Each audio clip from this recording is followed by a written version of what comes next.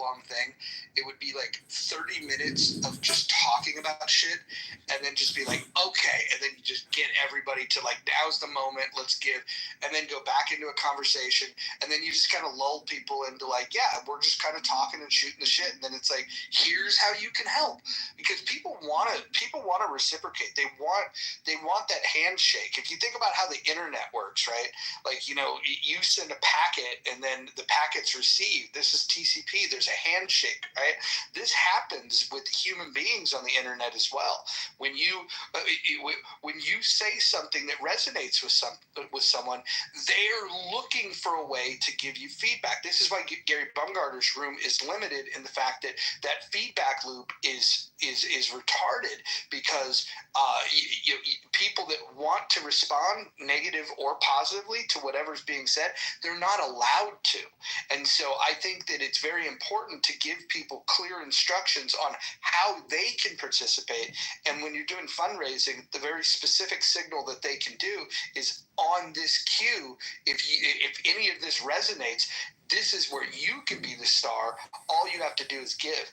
And then if we found a way to recognize people without the doxing piece, they want to hear that they've been recognized. We just got to find a way to do it that matters. Like, maybe we could ask people to put in notes their username, and then that way we could just call them out by username.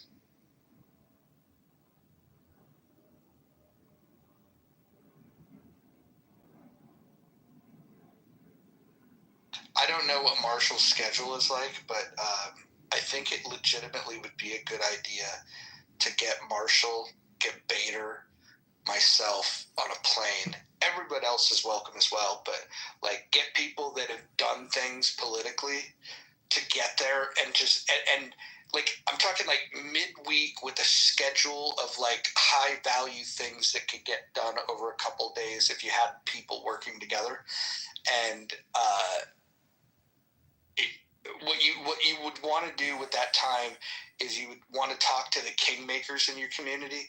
You would also want to make sure that you're using that time to motivate volunteers and making them believe that they can be a part of something special. People want to volunteer to do shit. They really do. They're looking for things, but they also want to make sure that what they're doing is going to be worthwhile. And the way that you do it in a campaign like this, instead of promising them, the worst thing you could do is say, I'm going to win, and all these things are going to change. To the volunteers, you want to be as realistic with them as possible by setting many goals that can actually get achieved. And if you tell them that, hey, the first thing we have to do is get on the ballot, and then you tell them exactly what has to happen to get on the ballot. This is how many signatures are needed. So this is how many signatures per day. This is how many signatures per hour. And you break it down into little micro measurements of success. And people, when they start doing it, they feel like they're winning, and in many ways they are. And then that way, if you were to get on the ballot, and you could remind them, you remember how hard we worked, we set a goal, and we were going to get on the ballot.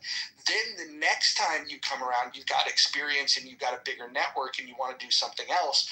They don't come back to you and go, well, I tried to help and we didn't win. You remind them, no, the goals that we did set, we accomplished. Now we're going to set loftier goals, and we're going to have the same energy, and we're going to hit those goals this time. It's just a process, but you have to make people feel like what they've done was successful. So in this campaign, as far as I'm concerned, the success measurement for me is if you can get on that fucking ballot, and if you can then get any traction. That means, if you got on a debate stage, that would be glorious.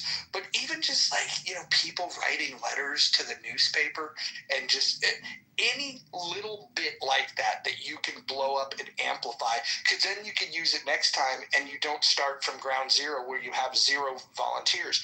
Next time around, what will happen is when you say, hey, I'm thinking about doing a thing, you'll have somebody that says, I'm going to be your campaign manager. Somebody will say, I want to be your treasurer. I'll be your volunteer coordinator. And all of a sudden you've got like a group of people. Imagine if day one you started with 10 people. It would feel like you had 1,000 people in comparison to being all alone right now.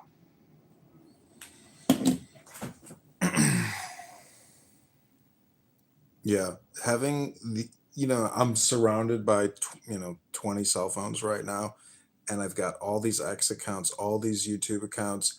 Like I've built a little hub in my office, which is really just a communication distribution office. But even having this clown house backdrop and everyone here that I'm connected with, and you especially, but really everybody, because even Necro or that racist, whatever his name was, that was asking questions, like it's having this platform and all these speakers to create content with, which I think is important, and it's hard to capture it all because live streaming it is a lot easier, but creating clips, I mean, a lot of this is a communication and education effort, and the chances of winning against somebody with $10 million and 10 years in, and who knows all the kingmakers and has every committee person and everybody in politics backing him.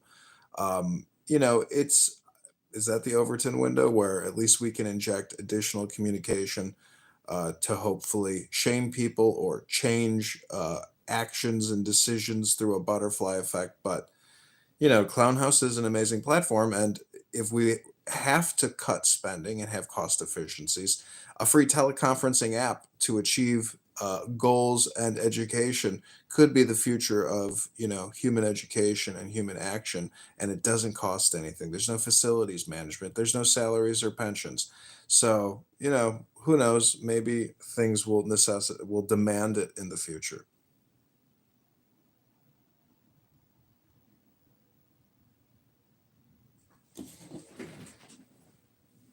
I like it. I like it.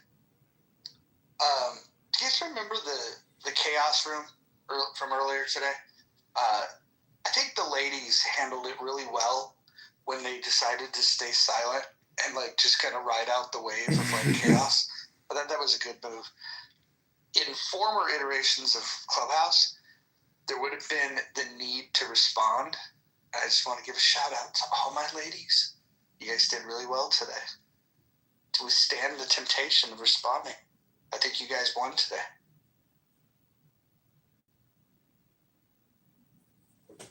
Aw.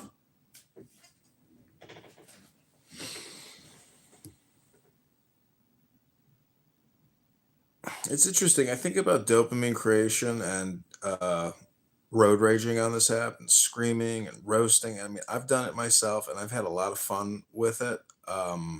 But it's also self destructive. And, in hindsight, if you listen to yourself screaming like a maniac, you are self roasting yourself. And it's kind of one of those things where, hopefully you reflect and like you can adjust your behavior or your thinking or your speech tone uh, to make yourself a more effective communicator as opposed to creating chaos for others and for yourself. I don't know. Those are just my thoughts on today.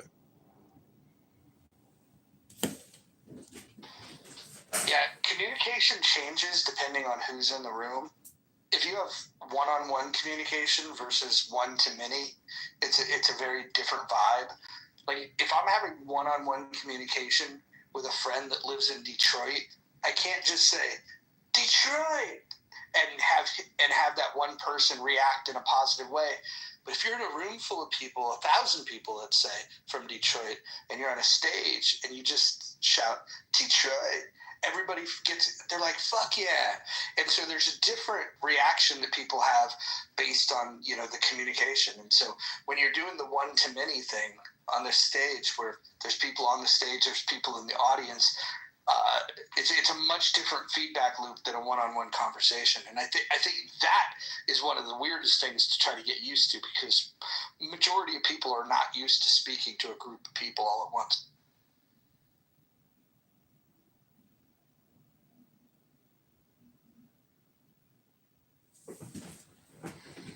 It's also the interruptions, that can trigger an angry backlash from a speaker. That frustration of having your thought interrupted and not getting that dopamine response. And people test you by the interruptions and how obnoxious they can be. I mean, this app really is like an anger simulator.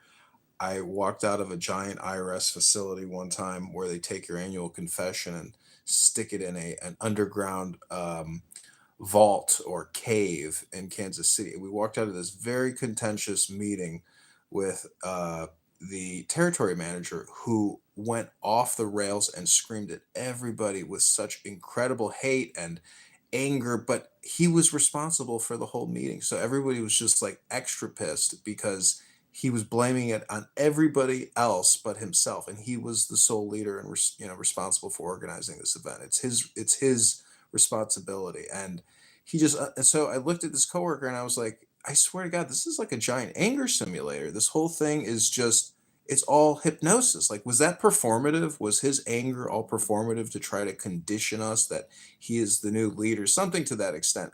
You never know what this like subconscious motive is in somebody's communication, but anger to me violates the golden rule, which is treat your neighbor the way you would like to be treated. I've observed that John has 3 times today used the term self-roasting, and I think you're trying to make fetch happen, John. You probably need a different term. I think self-owning might be better. And also, it's not hard to maintain your composure if you have the ability to mute and move down. It's like, it's when you don't have mechanisms to control the chaos is when people spin out, I think.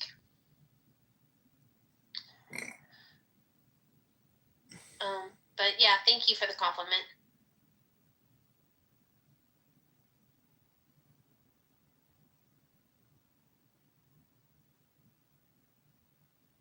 Scarlett, when are you going to do another room like the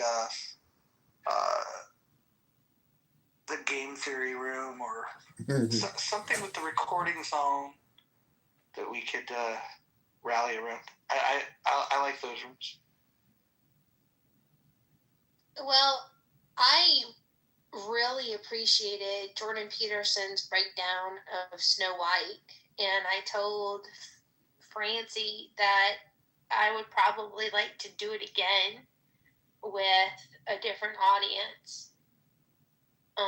I don't know if it would be appropriate for In the Muff, but the fairy tale and the toxic women that need to be told about how toxic they are, I think would be cool. Little Peter in the Muff work. That was super funny today, Brad, thinking that his negative opinion of Peterson would bother me. He tried so hard. Poor guy. I tried to. I wanted to see if we could tempt you to get upset with regards to Jordan Peterson. No, other people's opinion of Jordan Peterson, like, well, first of all, I have to value you and your opinion for me to pay attention to it. And, it's Brad. So, and then also, like, people can have a negative opinion on people that I like. It doesn't impact or influence me. Yeah, one of the more interesting dynamics of this app is when I'm in a room with people that I like, and I know that they don't like another set of people, and then I can moments later be in a room with the opposite group of people, which I also like. And it's just this odd thing where when I was growing up, you'd have your little circle of friends, and if if somebody didn't like somebody, like, then you just didn't talk to them. But on this app, it's very, very possible, in fact likely, that you're going to have multiple groups of people that you interact with, and they might not like each other at all. And so, like, if we were to put a name on it, for example, here's the best example would be like Ann and KK. Now, those names can trigger people in different ways. I like both of them, and like I should never have to apologize for liking both of them. Sometimes when I say that I like either of them, there's people that want to try to convince me of why one of them is terrible. And the reality is that depending on what was going on in Clubhouse, I might have agreed with it. Like, I haven't always been like super friendly with some people on this app. And I don't know, I've changed a little bit the way that I navigate on the app, and so have other people. And if you can pay attention to the people that have changed, and you pay attention about how you've changed, it's totally possible to engage with people that previously you found distasteful. I agree. I'm gonna have to listen to some of my replays from 2023 and 24 and see if I've changed as much as some people think I have, or if they've actually started listening better. It'd be interesting to see. I think there's a difference between the Scarlet that we get in 2025 and the 1K, the 1K with the titles of Why People and all of the title. I mean, you navigate this app differently now than you did before, for sure. Something to think about. And I'm also going to do a search for white people in the hallway right now.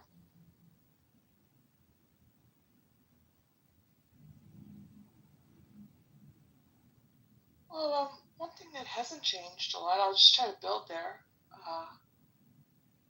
is Brad. I hope you can go back, Mojo, and all the mods, and John, please don't try again to say you don't have it on tape, but one of the members was quite belligerent today, so I just thought I would let you know. Yeah, we addressed that. We addressed that, and there was. Was it? Aren't I acting different? I just also wanted to see if I could play a role of being a better communicator. So go ahead. It's so funny because you and I have had one of the weirdest. I don't want to even call it a relationship, but interactions on this app where we can have pleasant conversations, and then I don't know.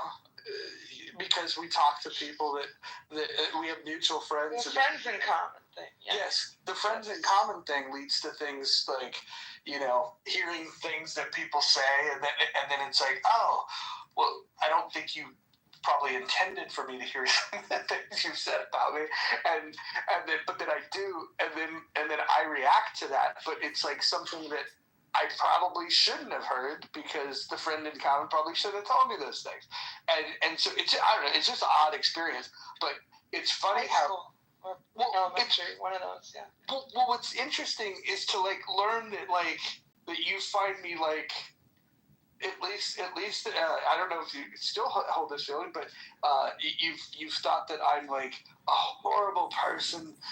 There's a lot of different adjectives that I've heard, but then I can't remember direct conversations between you and I that have ever really been bad. I mean, maybe a poke here or there, but I don't think you and I have ever been directly nasty to each other.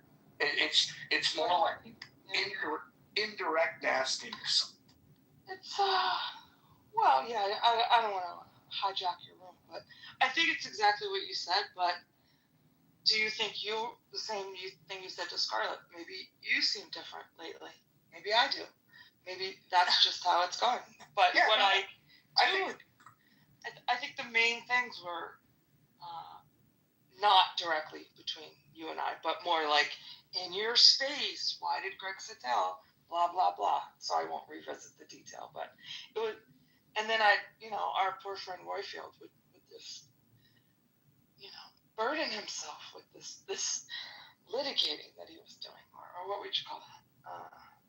Conflict resolution guy. So, it's a new day in America. Let's just see how things go. Do you think that since the election, that the way that Democrats and Republicans talk to each other has changed? Yeah, and I think that the way Democrats talk to each other has changed too. If I were a Democrat, my mantra would be like the thing that I would just try to get across is that if there was more of a sense of humor about things and letting things like roll off, rather than the finger pointing, like I feel like the biggest change between when I was a kid looking at Republicans trying to figure out what my politics were, I was so turned off by Republicans early in my life because they were the ones that would wag their finger and be and tell you what you shouldn't do, what you couldn't do, that you're terrible if you do it. And then it appears that now, it's not that the Republicans stopped doing it, it's just the Democrats are now doing it, and they're probably doing it more nasty than I ever saw the Republicans do it. And so now you have two groups of people that wag their fingers at people, and they both think they're right, and there's no, I don't know, there's no like room for people to coexist, and that's where the division comes from, is that if you think you're so right, and that it's not just that the person you see the world differently from is wrong, it's that they're not just thinking differently, they're bad people. And then we over exaggerate it, like, you know, for the left they're communists, for the right they're fascists, and in some cases, maybe it's true, but I think if once we start turning every Republican into a fascist and every Democrat into a communist, there's not a lot of room for us to have a conversation that's going to be productive. Hey, so I don't know if this maybe brings a little hope.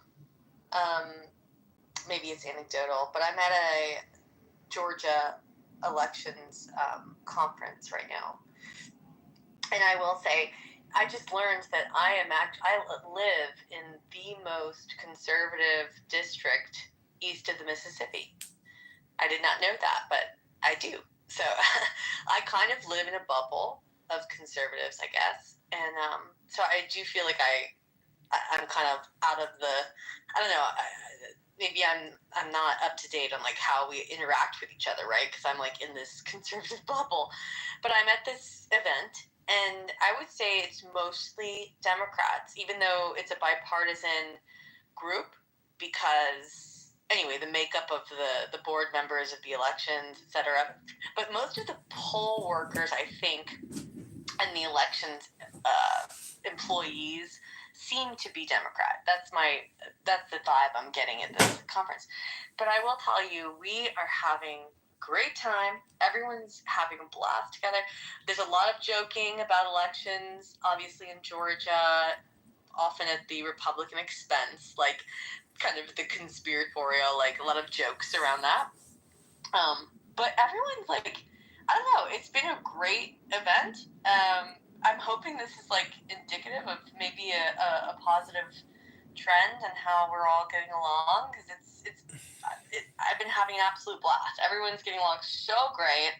So anyway, hopefully that gives a little hope for how we are interacting with each other.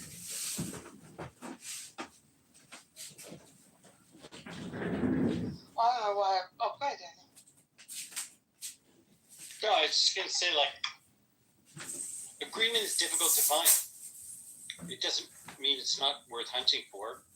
It's a lot better than what we're doing. I think Roger said it spot on, about the extremes. And I hear a lot of us beginning to be tired of conflict, actually. So maybe that's the fun that Holly's talking about happening over there. And, I think it's true on basically everything we engage in has got a built-in tribalism to it, and people sitting here talking about, okay, well, how can we, without compromise, without bullshit, how can we find some common ground? Even if it's just a little bit, it's a place to start. Just a little bit.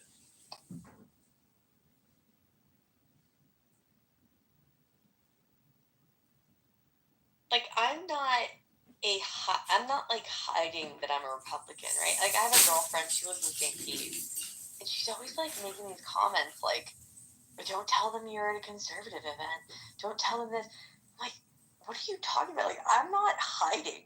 Like, people like me. Like, I'm not like this like weirdo, like hardcore. Like, it's okay. Like, I get along with like, for the most part, like, I can have fun with any fucking body. Like, that's fun.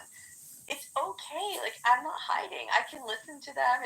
I'm not gonna be disrespectful. Like, I'm not gonna piss people off. Like, you know what I mean? Like, but I don't know if it's different in St. Pete. Like, she feels like she's convinced herself that she has to be in hiding or something. I don't know, but I don't live that way, and it seems to go just fine for me. You know, when I'm at the bar, when I'm meeting other Democrats, like I said, I do live in a little bit of a bubble. But when I travel, I was just in Ireland.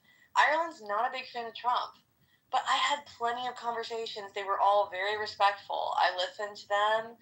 They listened to me. Like, it's fine. You know, people ask me a lot. That was like the number one question I got. Do you like Trump? It was actually pretty funny because my grandmother was with me and she's like got Trump derangement syndrome. She fucking hates him. And I was like, don't fucking ask us this because, you know, it's like a touchy subject. But anyway, that was like the number one question.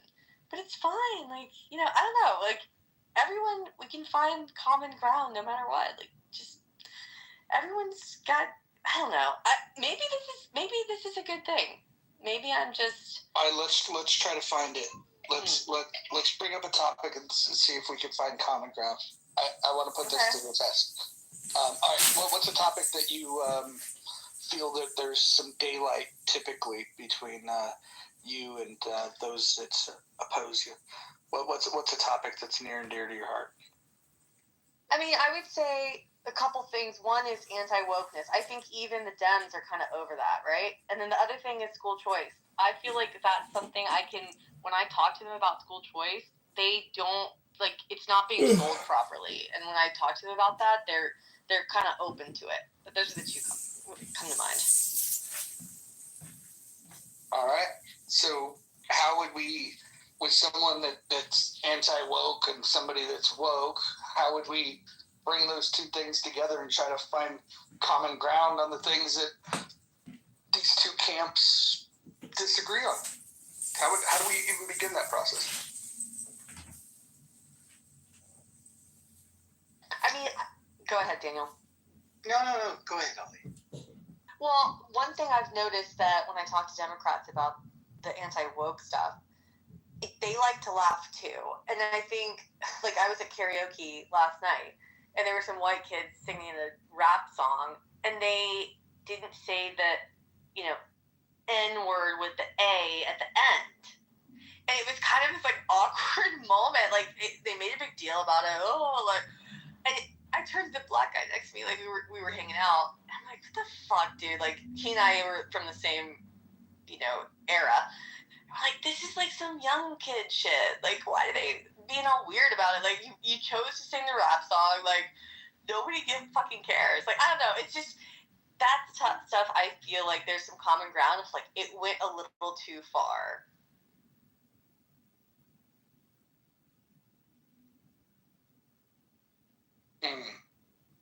Like the speech police shit. So I'd spent a fair bit of time figuring out where common ground can be made by people who don't agree, which is where the rubber meets the road. And I think it's around values, not as much on positions. And when it comes to woke, I think people don't share values around that. Like, for me, when I think of the word woke, I go, the age of enlightenment, which preceded the founding of the United States, is part of what today you call woke. The idea that would become, the idea that being awake to something, a word that, you know, has been used throughout history for people to become aware of their actual power throughout history. Awake and sing, right? It's like part of culture. The idea that would now become something, I don't know what word you want to put on it, negative in some way, is sort of the very opposite of, to me, what I see in the whole idea of America, for that matter. So I don't know that you'd find common values on that, but I think you could find common values on things like loyalty or integrity or trust, things that we might even define differently on what they even mean.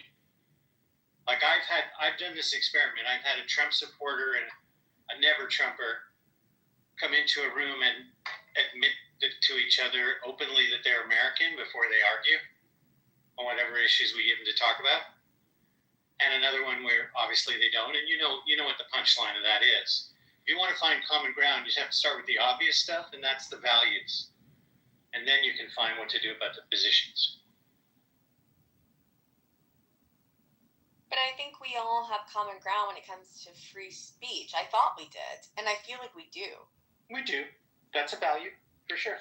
Yeah. Most people have that. Part of what I think,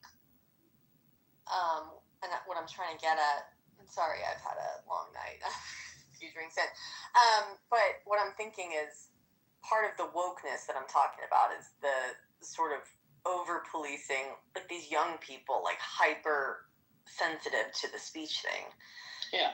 You Which know? is a different word for that. It isn't wokeness that causes that. There's something about the righteousness that Roger pointed to as the really key issue. And knowing what we call it really matters, because I don't really think we want people not to be awake. We do. We want people to be aware of their choices and their responsibilities that go with them and all of that. That's how people have a faculty of responsibility and you know, all the important things that go with being an adult is part of being aware. So, but the forcing of my point of view on how this guy should use this language and all of that stuff that we're talking about that applies to that, that's just flat out righteousness.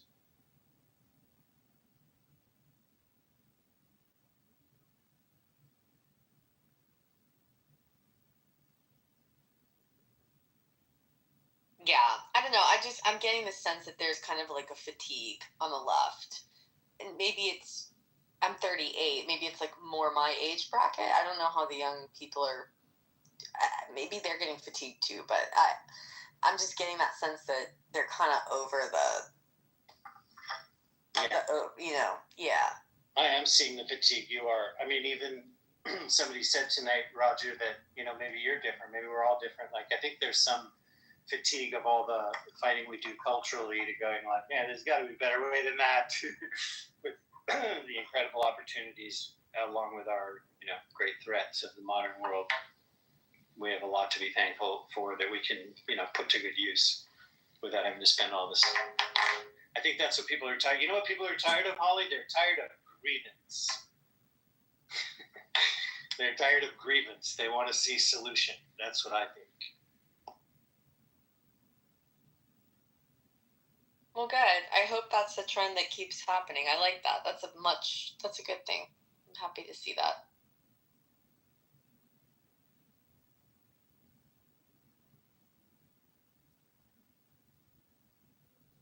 Funny thing about common ground, everybody can find common ground when there's solution.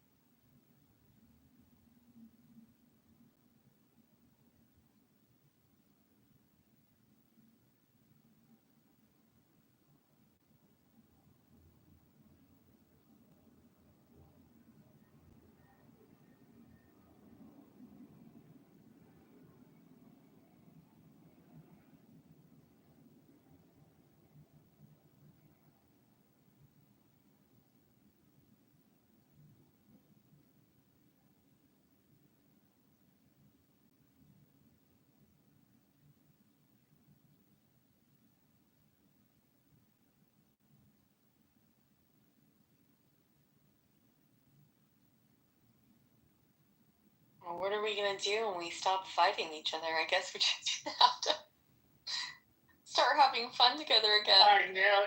I was once in a car ride with this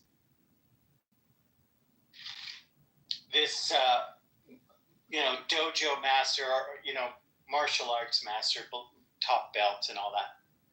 And he asked me, what we're talking about right now. And I said, basically, the world actually works by agreement, and all change is made by agreement, and all wealth is built by agreement, and all justice is built by agreement. And then he looks at me, and he's driving me for 30 minutes from one city to another, and he goes, I have nothing to disagree with on that. I don't know what we're going to talk about. Right. Right. I know. That's right? So funny. We're limitless. The only responsibility we have to put on ourselves is putting limits on it so we can use the limitlessness sustainably and, without being assholes. Yeah. That's pretty much where we are. Even with the school choice thing, which is a big, that's a really important issue for me. It's like, I may disagree with my, the Democrats typically want more money for the public sector when it comes to schools. And I may want just my tax dollars reallocated so that everybody has the ability to choose, more alternative methods of education. But at a bare minimum, we can agree that the current structure of our public school system is not ideal. Like, the way that we fund it, the fact that the schools are just too fucking big. I mean, that's one of my biggest complaints is I just think they're too big. I mean, if public school systems were a bunch of little micro schools all scattered throughout the county or what have you, like, I would be more a proponent for public school systems. Like, I just don't like the model. And, like, at the bare minimum, like, we can kind of agree that, like, the model kind of is not ideal, Like, how do we fix that? That's the next step of the equation. There's a small company out of the UK that is hired by very big organizations. They're considered change agents, let's say. And they say if you ask the wrong question, you solve the wrong problem. They said 90% of our preparation before we go to work for a client is discovering what their question ought to be. These guys are great artists at what they do. I think that's true of policy. Can solve a problem that doesn't really need solving. You know what I mean? So I think, our coalitions, I'm not passionate about school choice as you are, let's say, but your capability of getting real policy to happen comes about by you having people making agreement with you. They don't all have to be in power, too, to be powerful. You just need to make agreement somehow. It starts off being pretty good if you're willing to find common ground with Democrats, too. Totally. And I mean, yeah, whenever I talk to them about this, it's not controversial when you start with, do you agree that the current model is not really working? Like, it's not an ideal model. And they, by and large, agree with that. Like, they're not, you know what I mean? Like, nobody's in love with the way that our public school system is, But Holly, let me ask you this, and I'd love to get Daniel's thought. One of the issues is the initial framing of a conversation where we can choose if we want to be antagonistic or if we want to open the door to asking a question with genuine curiosity where we are trying to figure out hey, what would be the best way to have can we agree that education is important? Okay, yes. What would be the best way to educate a society? If you did that, you get a better conversation. But oftentimes, what I hear is somebody will set the tone that their position is correct and that people that believe something different are not just disagreeing, but that they're bad and that they have bad intentions. For example, if you're using the school choice thing, now, again, this is how I hear it because I support school choice. So surprise, surprise, I see the opposition is the one that have framed this incorrectly. But this is how I hear it. They say, well,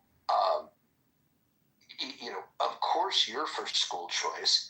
You don't.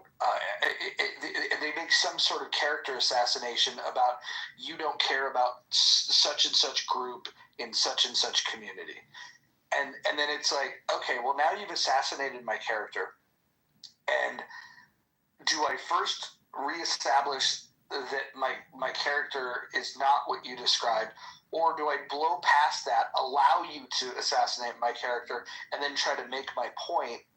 It sets things off, and that's the thing that we need to learn how to move past, is that if you think that my motivations are rooted in hatred, then why would you even talk to me at all?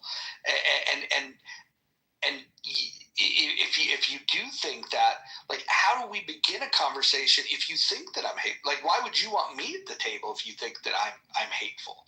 And that's, but it's a tactic, because if you can assassinate somebody's character and say that they don't care about people and that their motivations are, framed from hate, then you can get an angry mob to agree with you if they just feel even just a pinch of the injustice that you're trying to suggest that I'm inflicting. And then you get an angry mob that won't listen. And then when people don't listen, then it's like, well, to hell with them. And then now you're going to get the nastiest version of the way that I represent my views, because I now think that you're a disingenuous asshole, and why would I try to win you over? And so you have to establish some ground rules to even have the conversation. And I think both fringes frame these things in very terrible ways. So if you're asking a question there about what to do about that, which it kind of sounded at the beginning like that you were, I'll point out that you're already instinctively doing what I would call attention to do more of, which is you're asking a question. I've seen you in attempting to deal with this. And that's key. It gets back to that thing about which problem you're solving. It's sort of like a lot of conflict is people having two different conversations at the same time and thinking that they're having the same one. It's easier to see when it's two other people, but that's often what's going on. And so when you ask that question, you're able to put some gyroscope back onto what are we really talking about here? Because it isn't about you or me. It's about whatever we're talking about, right? There's a link there that I put of the core conversations of what we work with. And if you pull up that page where I had that up, there's a thing for 4,000 years of philosophy, at least, that we know of, called philia being philosophy, from Greek times, philia sophia and philia nikia. Okay? And so there's motivations for dialogue, the love of wisdom, Sophia, and the love of victory. And it might sound like we're putting down victory or all that attack stuff. You're saying there's actually a place for philia nikia in certain kinds of activity of language. Like, it's not like good or bad. But if we're looking to solve things, it's not about victory. If we want to get past the grievance and into solution and all that, right? Which I think what we're kind of working out here and hungry for. And I think, like, at the end of the day, like, that's the question you ask somebody. Why are we having this conversation is what I heard you say in one way or another. And I think asking somebody what that is, so that we have clarity on that, has a potential for building a foundation of common ground, Roger. Okay, so let's try to do that. If you could frame something, I'd love, and everyone can get involved in this. Holly for sure, and Dippity and NY. I'm gonna call you Any because I need nicknames for people. Pockets. Let's talk about this. Let's just use the school choice thing because it came up, and we don't have to use a ton of imagination about this.